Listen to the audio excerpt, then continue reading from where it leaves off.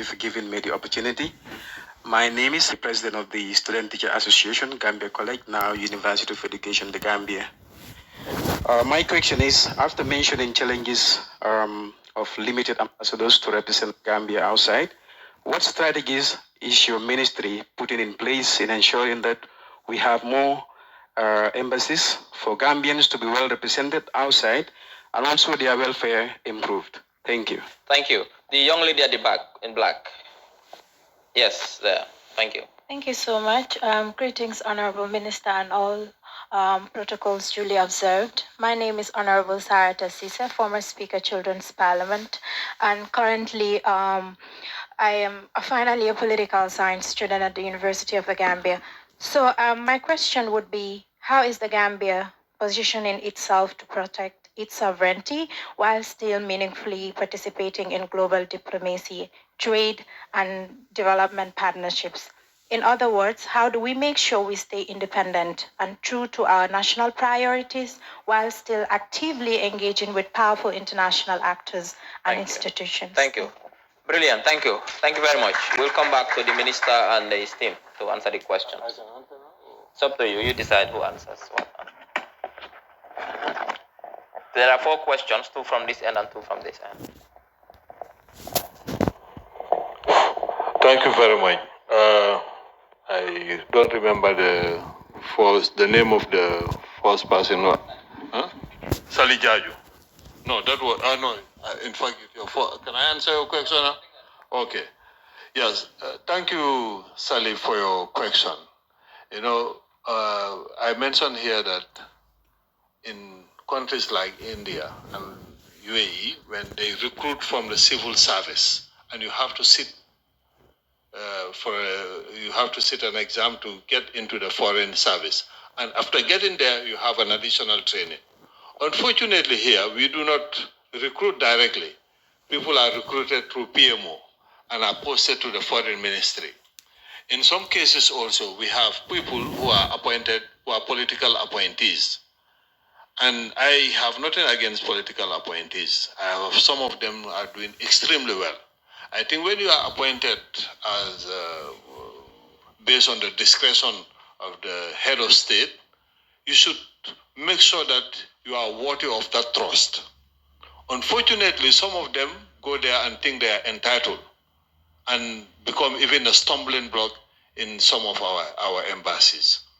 And the training is very, very important. You know, Doctor mentioned here the etiquette. In diplomacy, the way you talk, the way you dress. I was embarrassed. I attended a program where one of our diplomats were asked to leave the table because of the way he was dressed. So these are simple things that people need to understand. And the way you talk. A mere pronouncement can jeopardize your relationship with a whole country. So you should be you should be knowledgeable, you should know how to comport yourself. In some countries, even if you are qualified, they do an investigation. If your character is not good, you are not posted.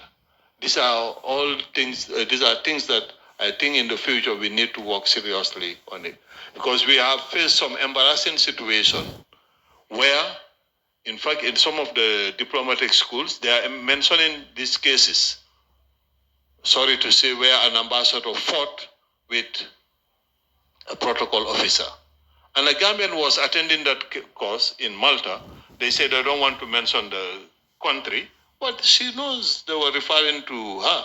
So she said, it's my country. So these are some of the embarrassing situations that you face, you know? And you have not only one case just recently, but now the president has taken a very firm stand on that. If there is any such thing, we recall the diplomats involved and we ask them to leave the field, you know. Unfortunately, I think the solution is to have a robust diplomatic cadre, people selected from the civil service, sit for an examination, and we take the best and the brightest.